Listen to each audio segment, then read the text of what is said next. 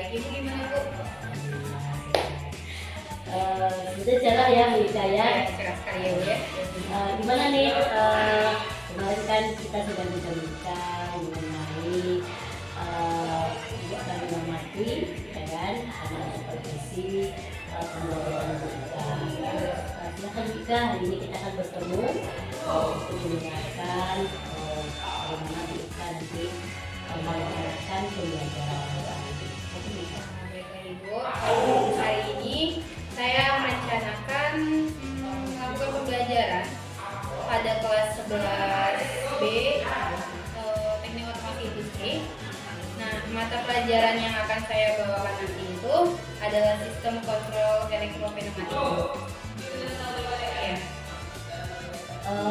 Kira-kira tujuan pembelajaran sistem kontrol elektropneumatik apa ya Bu Ika ya? Ya, adapun tujuan pembelajarannya, yang pertama itu setelah mengamati gambar yang saya tanyakan nanti kita berdiskusi sama anak siswa-siswa kita Bu, dan mereka bisa mengamati gambar kerja dari sistem kontrol elektropneumatik ini. Kemudian mereka mempunyai percaya diri untuk menjelaskan gambar kerjanya dan juga mengetahui macam-macam sistem kendalinya, dan juga mereka harus tahu kemana sistem kendali elektropneumatik ini akan digunakan nantinya. Oh iya Bu Ika. Nanti kan sebelum kita masuk ke materi, itu kan kita harus mempersiapkan untuk siswa dulu. Kira-kira strategi apa yang telah kita siapkan untuk mempersiapkan atau pemetaan siswa kita ini? Strateginya nanti saya pertama masuk dulu ke kelas, menyiapkan kelas, membawa siswa untuk berdoa dulu, kemudian melihat kehadiran mereka. Setelah itu kita mulai dengan ice breaking dulu Ibu. Nah, kemudian baru saya masuk ke pembelajaran. Model pembelajaran yang saya bawakan nanti itu discovery learning. Nah, setelah itu, setelah nanti pembelajaran selesai, di akhir saya akan melakukan evaluasi ya, betul, evaluasi sumatif untuk siswa-siswanya. Selama nanti proses pembelajaran ada tidak strategi khusus supaya nanti siswa kita lebih aktif? Happy birthday to you. Happy birthday to you.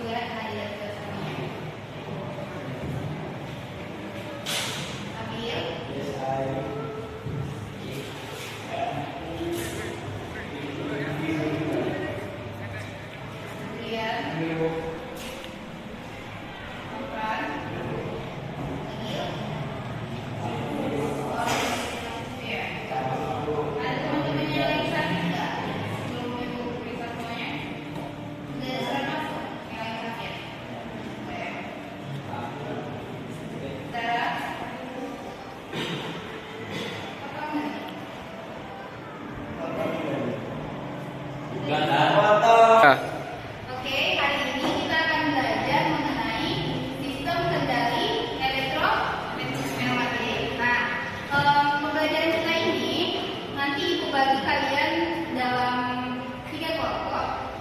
Nah, tugasnya kalian mencari tahu tentang pengertian dari sistem kendali itu sendiri, kemudian macam-macamnya,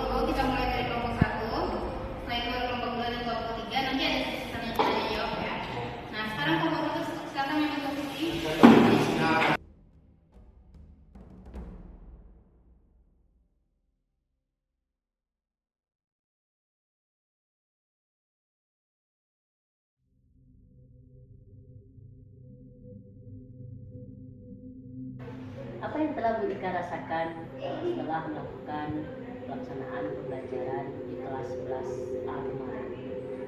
Baiklah Ibu, yang saya rasakan setelah melakukan pembelajaran yang sebelumnya itu di kelas itu saya menerapkan metode pembelajaran discovery learning. Saya merasa cukup lega dan senang dengan metode pembelajarannya karena memang itu dapat menggali potensi anak-anak tadi, karena mereka memang dituntut untuk lebih aktif untuk mencari dan menggali ide-ide dan gagasan-gagasan baru yang ada di materi yang akan saya sampaikan kemarin gitu. Jadi itu cukup membuat saya terbantu gitu, karena memang anak-anak lebih aktif dalam pembelajaran. Alhamdulillah Ibu Ika ya, luar biasa. Jadi telah menemukan suatu model pembelajaran yang mungkin tepat sasaran dengan pelaksanaan pembelajaran Ibu Ika. Setelah melaksanakan itu, apa yang Ibu Ika setelah Ibu amati di bagian penampilan, mungkin tidak rasanya ada yang kita terlupakan dari proses pendahuluan? Iya Bu, rasa saya ada sedikit hal yang saya tinggalkan sebelumnya. Saya tidak memberi tahukan kepada siswa-siswa tujuan dari pembelajaran yang hari itu kita pelajari, dan saya juga tidak mengaitkan pembelajaran sebelumnya dengan pembelajaran yang akan dipelajari pada hari ini. Apa lagi ya? Saya juga tidak memberikan pengaitan dari pembelajaran yang dilaksanakan hari ini dengan kehidupan sehari-hari itu. Rasa saya itu yang saya ketinggalan. Apa aplikasi dari pembelajaran yang tekstual apakah sudah Ibu Ika?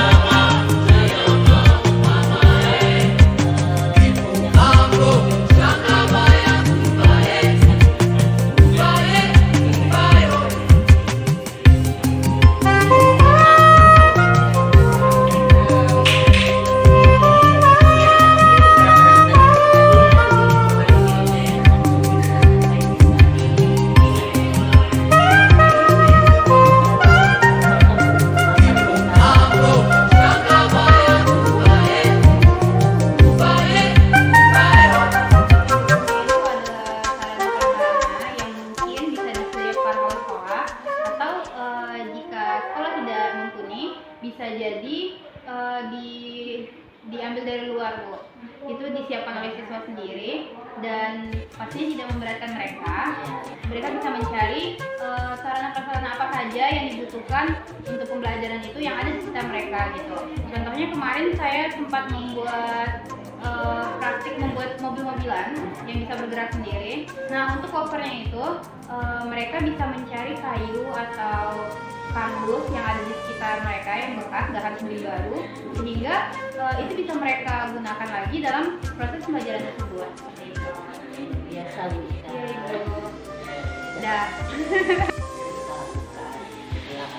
Setelah mengetahui aktivitas pengembangan diri apa yang akan kita lakukan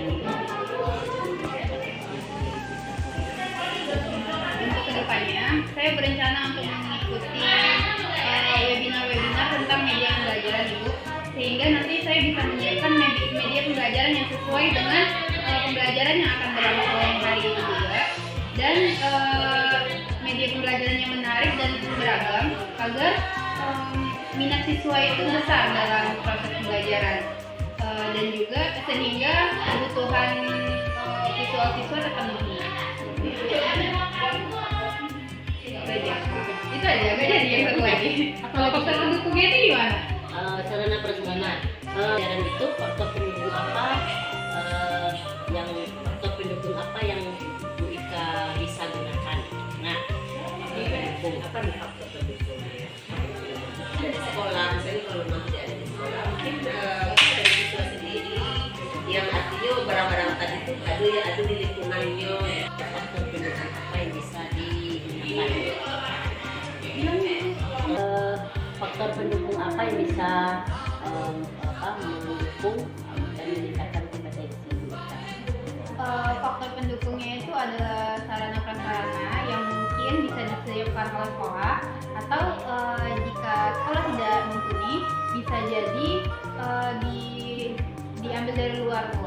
Itu disiapkan oleh siswa sendiri dan pastinya tidak memberatkan mereka. Mereka bisa mencari sarana prasarana apa saja yang dibutuhkan untuk pembelajaran itu yang ada di sekitar mereka gitu.